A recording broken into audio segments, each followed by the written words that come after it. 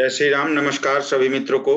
दोस्तों, एक कुंडली का विश्लेषण करते हैं, देखते हैं इस कुंडली की क्या स्थिति है। एक जातिका की कुंडली है, इनके कुछ प्रश्न हैं। प्राइवेट जॉब करती हैं, क्या इन्हें गवर्नमेंट जॉब मिल पाएगा, इनका मुख्य प्रश्न है। कैरियर से संबंधित सरकारी नौकरी मिल पाएगी कि नहीं, किस क्षेत्र में मिलेगी, अगर मिलेगी तो कितना % चांस है इस कुंडली में गवर्नमेंट जॉब का, चेक करेंगे। विवाह कब होगा, वैवाहिक जीवन कैसी रहने वाली है, ये सब स्थिति और इस कुंडली का विस्तृत विश्लेषण करेंगे। हर ग्रह हर भाव का अलग अलग विस्तृत विश्लेषण करेंगे। इसमें हम लग्न कुंडली, नवमांश कुंडली, चलित कुंडली, दशमांश कुंडली सभी को लेंगे, साथ में केपी एस्ट्रोलॉजी को भी लेंगे, इनके कैरियर से संबंधित यानी जॉब से संबंधित प्रश्न के लिए। इसमें सब कुछ हम लोग अप्लाई करेंगे। अष्टक वर्ष, षडबल, पुष्कर, नवमांश, केपी एस्ट्रोलॉजी, विंशोपक बल, ताकि बिल्कुल सटीक रिप्लाई दिया जा सके। तो चलिए शुरू करते हैं। देख सकते हैं आप लोग, वृषभ लग्न की कुंडली है। लग्नेश शुक्र बैठे हुए हैं लग्न में ही, मालव्य नामक पंच महापुरुष योग बनाकर, और मेष राशि है इनकी, क्योंकि चंद्रमा आप देख सकते हैं मेष राशि में, 1 नंबर राशि में सूर्य के साथ बैठे हुए हैं। पुष्कर नवमांश में इनके शनि और राहु हैं, जो इनको पॉजिटिव बनाएगा। षडबल की बात करें तो मंगल नंबर 1 रैंक पर सबसे बलवान है, सेकंड पर सूर्य, थर्ड पर शनि, फोर्थ पर शुक्र, 5 पर चंद्रमा, नंबर 6 पर बुध और नंबर 7 पर इनके गुरु हैं। इनके अष्टक वर्ग की बात करें तो द्वितीय भाव को 25 पॉइंट मिले हुए हैं और सप्तम भाव को 20 पॉइंट मिले हुए हैं। तो द्वितीय का स्वामी क्योंकि अपने से 12वें हैं, धन भाव का स्वामी इस भाव का व्यय करेगा, इसलिए यहाँ कम पॉइंट मिले हुए हैं। और यहाँ राहु होना वृश्चिक राशि में नीच के भी माने जाते हैं बहुत लोगों के अनुसार। तो यहाँ राहु नीच के भी हैं लेकिन बलहीन है बिल्कुल, और इस पर 3-3 ग्रहों की दृष्टि है, तो यहाँ इस भाव को कम पॉइंट मिले हुए हैं। चलिए आगे समझते हैं वैवाहिक जीवन वगैरह क्या स्थिति रहेगा, आगे चर्चा करेंगे इस पर। कृष्ण पक्ष की अमावस्या तिथि का जन्म है, यानी कि पापी चंद्रमा है इनके, अमावस्या का जन्म है, स्वाभाविक बात है, सूर्य चंद्रमा साथ में है। भरणी नक्षत्र के द्वितीय चरण में जन्म हुआ है। योग सौभाग्य है, करण चतुष्पद है, पाया स्वर्ण है, तो धन तो रहेगा इनके पास। वर्ण क्षत्रिय है, इसका मतलब एग्रेशन भी इनमें रहेगा, गुस्सा भी रहेगा। योनि गज है, गण मानव है, नाड़ी मध्य है। लग्न वृषभ है, शुक्रदेव लग्नेश है, राशि मेष है और मंगल देव राशि से है। पृष्ठक वर्ग में अगर पृष्ठक वर्ग जो कि अष्टक वर्ग का निचोड़ है, कहाँ कहाँ बिंदु मिलते हैं उसको जोड़कर अष्टक वर्ग बनाया जाता है। तो पृष्ठक वर्ग की बात करें तो सूर्य को मेष राशि में 5 बिंदु मिले हैं और सूर्य यहाँ पर उच्च के हैं 12वें भाव में, जो कि सूर्य को अच्छा दिखाता है, और गुरु इनकी कुंडली में वक्री है। देख सकते हैं सूर्य से 7वें भाव में है, तो वक्री होना स्वाभाविक बात है। मूलांक 1 है, भाग्यांक 2 है, शुभ अंक इनके लिए 1 तथा 10 है, यानी शुभ तारीख वगैरह 1 और 10 रहेगा। भाग्यशाली वर्ष 25वां, 33वां, 35वां और 36वां रहेगा, और पश्चिम दिशा शुभ रहेगा इनके लिए। वृषभ लग्न पृथ्वी तत्व स्थिर राशि है और मेष राशि अग्नि तत्व चर राशि है, तो डिसीजन मेकिंग में असमंजस रहेगा इनमें, स्ट्रेट फॉरवर्ड डिसीजन लेने में और बिल्कुल करेक्ट डिसीजन लेने में थोड़ा असमंजस का सामना करना पड़ेगा, जो कि गलत है। बिल्कुल एक अच्छा डिसीजन ले, अपने से बड़ों से सलाह लेकर ले, ज्यादा बेहतर होगा। शुक्र का मालव्य योग लग्न में बना हुआ है, बुध शुक्र का लक्ष्मी नारायण योग है और शनि का शस्य योग 10वें भाव में बना हुआ है। शनि अपने मूल त्रिकोण के हैं और सूर्य उच्च के होकर चंद्रमा के साथ 12वें भाव में है। चलिए अब इस कुंडली के बारे में जानते हैं। लग्न का मान 14 डिग्री 3 मिनट है और लग्न चंद्रमा के नक्षत्र में है। लग्ने शुक्र हैं जो लग्न में ही बुध और केतु के साथ है। जातिका देखने में सुंदर होंगी तथा अच्छा रहन सहन, खान पान और लग्जरी लाइफ पसंद करने वाली होंगी। पंचमेश बुध भी साथ हैं, अतः तीव्र दिमाग भी होगा इनका, वाणी भी अच्छी होगी। लग्न पर राहु केतु का एक्सेस है, तो लग्न पर राहु केतु का एक्सेस होना कभी कभी कैरियर के प्रति भ्रमित भी करेगा। गलत फैसलों से बचे, सोच समझकर कार्य करें। लग्न में शुक्र बुध का लक्ष्मी नारायण योग है, जो सुख सुविधा और कैरियर के लिए अच्छा है। चलिए अब शुक्र से विश्लेषण शुरू करते हैं। शुक्र जो इनके लग्नेश हैं तथा ये षष्ठेश हैं और 22 डिग्री 56 मिनट के साथ चंद्रमा के नक्षत्र में है और षडबल में अच्छा है, और स्वयं के राशि तथा कुंडली के प्रथम भाव में बुध तथा केतु के साथ है तथा राहु से दृष्ट है। केतु से युति मान्य नहीं होगी क्योंकि केतु 0 डिग्री के है, डिग्री डिफरेंस बहुत ज्यादा है, पर धनेश तथा पंचमेश बुध से युति बन रही है, जो लक्ष्मी नारायण योग बना रहा है, जो धन तथा कैरियर के लिए, बुद्धि विवेक के लिए बहुत अच्छा है। जातिका देखने में सुंदर होंगी, अच्छे विचारों वाली तथा सुलझे विचारों की होंगी। अच्छा रहन सहन और लग्जरी लाइफ इन्हें जीवन में पसंद होगा। नक्षत्र स्वामी चंद्रमा 12वें में है, अतः कुछ काम में विलंब होगा और विलंब से सफलता मिलेगी। शुक्र 6ठे भाव के भी स्वामी है, जो द्वितीय बुध के साथ है। यह कैरियर के लिए, जॉब के लिए अच्छा है। शुक्र स्वयं की राशि में मलव्य नामक पंच महापुरुष योग लग्न में बना रहे हैं, जो लग्जरी लाइफ तथा विदेश यात्रा भी देगा इनको। पर द्वादश का प्रभाव भी मिलेगा, जो काम में देरी भी कराएगा। प्रेम संबंध भी जीवन में दिख रहे हैं, तो ये सब चीजें यहाँ इनके कुंडली में दिख रही है। हालांकि शुक्र अच्छे हैं, अपने राशि में है, मलव्य योग में है, तो कैरियर, सुख सुविधा वगैरह के लिए, कैरियर के लिए बहुत अच्छे हैं।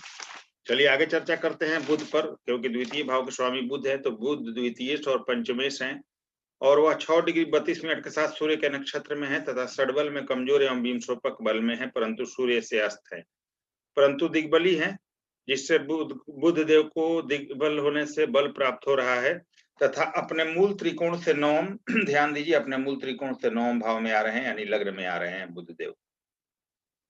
अपने मूल त्रिकोण से नवम और कुंडली के प्रथम भाव में शुक्र की राशि में शुक्र से तत्कालिक शत्रुता में है, क्योंकि जब ग्रह जहां भी बैठता है उस भाव से शत्रुता रखता है, उस भाव के राशि स्वामी के साथ बैठ जाए तो यहाँ तत्कालिक शत्रुता में है, तो शुक्र के साथ सम हो जाएंगे शत्रुता, तत्कालिक शत्रुता में होकर। तथा प्रथम भाव में लगने शुक्र के साथ दिग्बली हैं, क्योंकि दिशा बल प्राप्त होता है इन्हें लग्न में, प्रथम भाव में, और लक्ष्मी नारायण योग में है। बुध धनेश भी है, जो स्वयं से द्वादश होकर धन भाव का व्यय कर रहे हैं, तब बैंक बैलेंस के लिए थोड़ा एक्स्ट्रा एफर्ट और मेहनत करना होगा, परंतु मिलेगा सब कुछ आपको। जाति का अच्छी वाणी तथा तीव्र दिमाग की होगी, मान सम्मान, शिक्षा, नेम फेम सब कुछ हासिल होगा जीवन में। नक्षत्र स्वामी सूर्य द्वादश में है, अतः मेहनत बढ़ाएं, कैरियर बनेगा, फालतू के खर्च से बचे। आपका कैरियर वैसे ठीक है, केतु राहु की एक्सेस है, पर इनमें बल नहीं है, तो ज्यादा दिक्कत नहीं है। हालांकि फैसला सावधानी से ले, कोई भी सोच समझ कर ले, बड़ों का विचार विमर्श करके करे कोई भी फैसला। और बुध सूर्य से अलग है, तो इसका मतलब यह है कि जातिका अपने विचारों पर, स्वतंत्र विचारों पर चलने वाली होगी, अपने दिमाग से फैसला लेगी। नवमांश में जो बात करें बुध देव की, तो बुध देव जो है वो सूर्य से 2 घर से ज्यादा दूरी पर है, अतः अस्त होकर भी अपना प्रभाव देने में यह सक्षम है, और अस्त होकर भी प्रभाव देंगे, तो कोई दिक्कत नहीं है। बुध अच्छे हैं इनके, और नवमांश में दूर हैं तो प्रभाव देने में सक्षम भी हैं।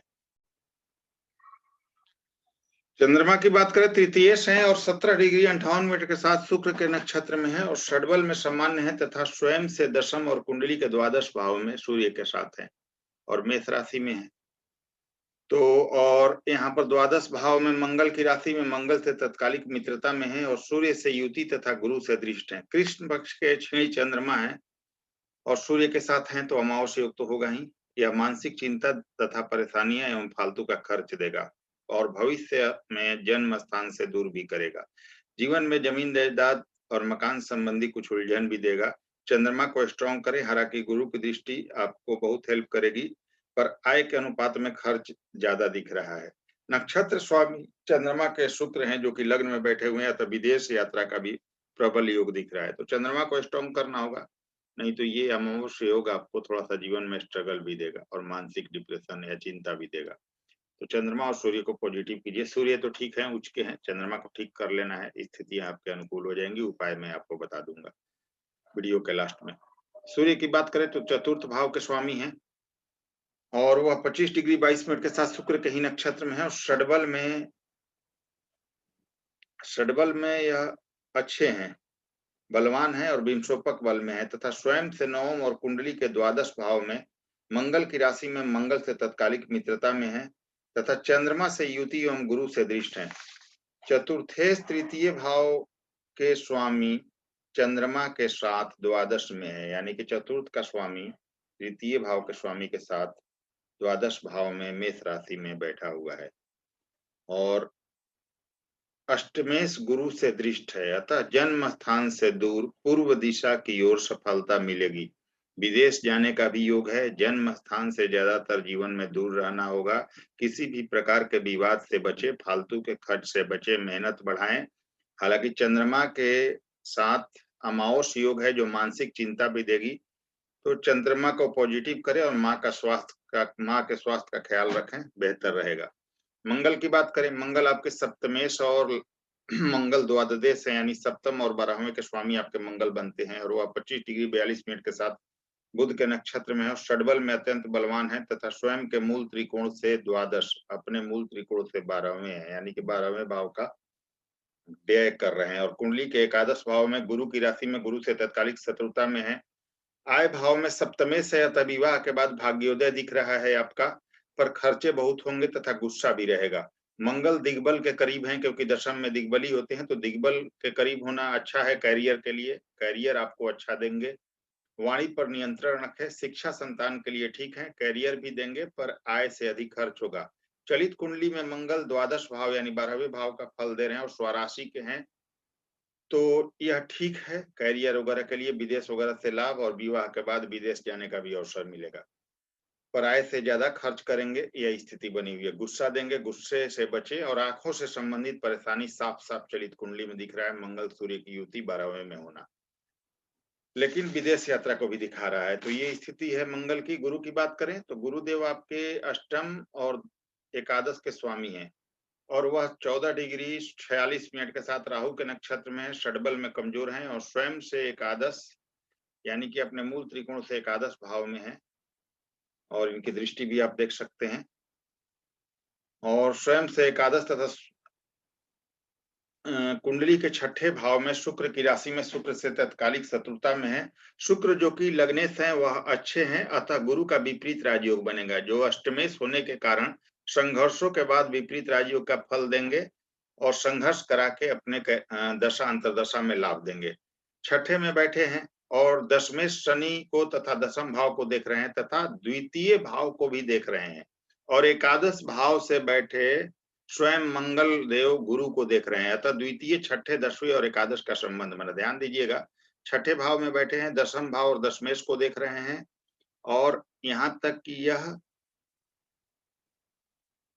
द्वितीय भाव को भी देख रहे हैं, तो छठा, दसवां और द्वितीय का संबंध बना, और एकादश से मंगल देव देख रहे हैं गुरु को, तो इसमें एकादश का भी संबंध बन गया। तो ये सारा जो स्थिति है यह दिखाता है कि दूसरे, छठे, दसवें, 11वें का संबंध नौकरी को दिखाता है, और नौकरी में सफलता को दिखाता है। जीवन में नौकरी से ही सफलता मिलेगी, परंतु अधिक मेहनत से।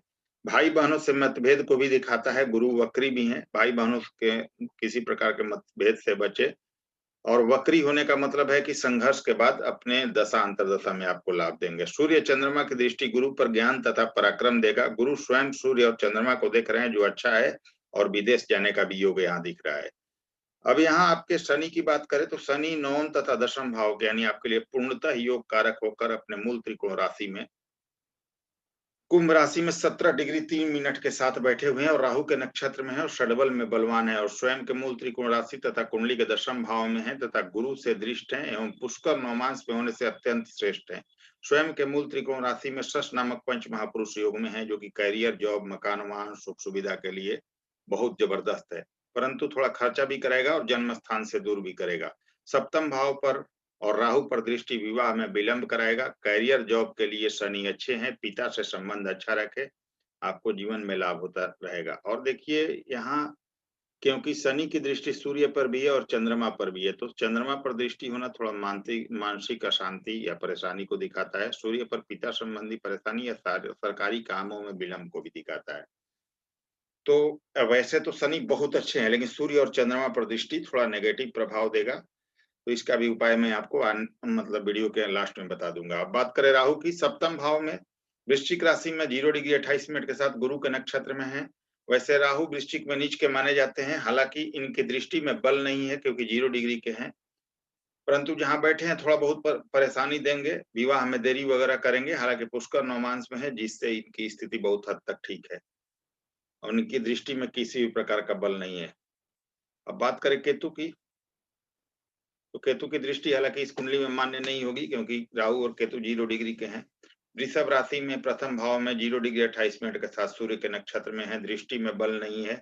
शुक्र से युति भी मान्य नहीं होगी, डिग्री डिफरेंस बहुत ज्यादा है। बुध से कुछ हद तक युति बनेगी, अतः सही समय पर सही फैसला लें, तथा अपनी बात रख पाने में जो कमी आप में दिख रही है उसे दूर करें, और गुस्सा वगैरह से बचे तो आपके लिए बेहतर रहेगा। अब नवमांश कुंडली की चर्चा कर लेते हैं।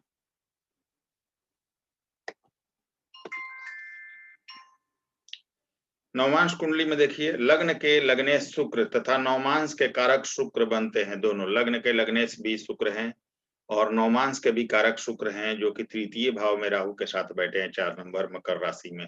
शुक्र नवमांश के आपके नवमांश के छठे भाव के स्वामी भी हैं। तो यह इसलिए क्योंकि आपका जो लग्न है और आपका नवमांश है, दोनों वर्गोत्तम है, तो लग्नेश और षष्ठे स्वाभाविक रूप से होंगे और यह बैठे हुए तृतीय भाव में राहु के साथ। तो आपका लग्नेश और नवमांश का कारक, जो कि नवमांश का लग्नेश है और नवमांश का कारक है, वह तृतीय भाव में राहु के साथ बैठा हुआ है। थोड़ा सा चरित्र के प्रति संकल्पित रहना है, जो आपको आगे बेनिफिट देगा, नहीं तो शुक्र आपके खराब होंगे, क्योंकि लग्न कुंडली के लगने से। तो चरित्र को बिल्कुल संकल्पित रखें। नवमांश वर्गोत्तम है आपका, जो कि अच्छा है। लग्न के सप्तमेश तथा नवमांश के सप्तमेश मंगल कर्म भाव में दिग्बली हैं, तो ये भी अच्छा है आपके लिए। और बुध गुरु के साथ हैं, हालांकि शनि के राशि में है लेकिन अच्छे हैं, दिग्बली हैं। जीवन साथी नौकरी में होगा।